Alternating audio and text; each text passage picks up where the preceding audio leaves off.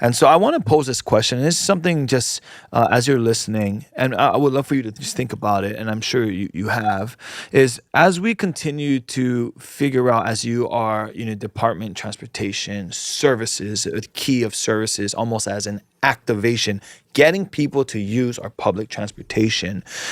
This isn't so much a problem around transportation as it is the opportunity to get people out of poverty. And if we can get our mind Hawaii around this, then we should be paying way more attention and we should be trying our best in whatever we can to be utilizing these services because we as Hawaii will move forward. Yeah. So funny, I mean, not funny. I mean, very smartly you bring that up. And there was a much touted NYU study from maybe about 10 years ago that the single greatest factor to helping people escape generational poverty is availability of transportation. And that rated transportation above things that are super formative, like two-parent households. Wow. The educational opportunities, present in their neighborhood. All those things that you think are very important to growing up and escaping poverty. Transportation actually ranked first. And I guess it comes with the saying that if you can't get there, you have to be physically present for an education. And I know there's remote learning opportunities, but Sure. you cannot, I don't think you can substitute being there for an education, right?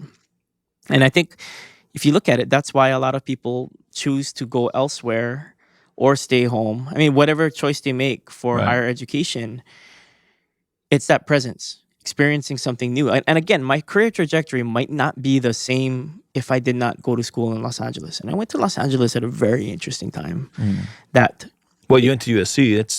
It's kind of ghetto over there. We'll see, but that's what you think. That's a perception. It's not. When I visited, I went to the neighborhood. It I was like, when I was this? there. But is that any worse than any other city in the U.S.? Sorry, brother. UCLA is gorgeous and safe. Okay, but From what I saw. actually think that that's fairly elitist because UCLA is in Beverly Hills. Yeah, but yeah. I'll USC give you that. never abandoned the central city, and they could have. USC That's could have true. moved to Pepperdine out in Malibu. We could have had that privileged existence, but we stayed rooted in the city.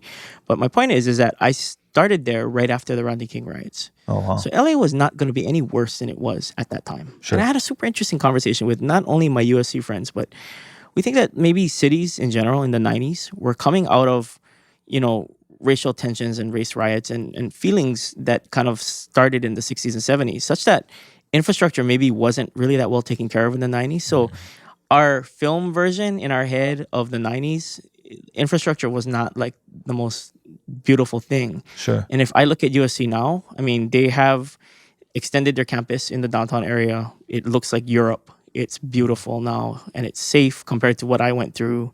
And I never felt unsafe there, honestly. I just never did.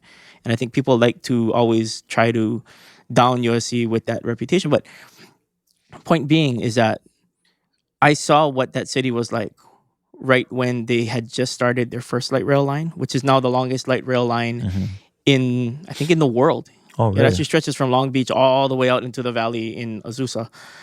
And they had just started a subway downtown that was, it only went 5 stations in downtown and it just barely left downtown. Right. And everybody in LA was like, what the hell is this about? Right. Because it didn't go far enough. Right. And now, like 30 something years later, like they've passed all these measures and they were trying to push for 28 projects, new transit projects before 28. And the enlightened voters of Los Angeles County voted for all these measures because then they got to a place where like, yeah, this is a city where people do drive, but the convenience and the availability of choices and options was like significantly, it got to the point where even those that drove knew the value of having these other options. And I think things like athletics and stuff do kind of, or events do catalyze people's interest in getting places in an alternative means. Yeah. And the fact that the stadium got closed right before we opened the Halava station is not lost on us. And it's just bad timing. And then, of course, people came at us like, again, dumb. You guys dumb. How you open this and no more even stadium? Yeah, where are we going? As if that what's around here? on us, right? Right. But, we take it all in stride, right?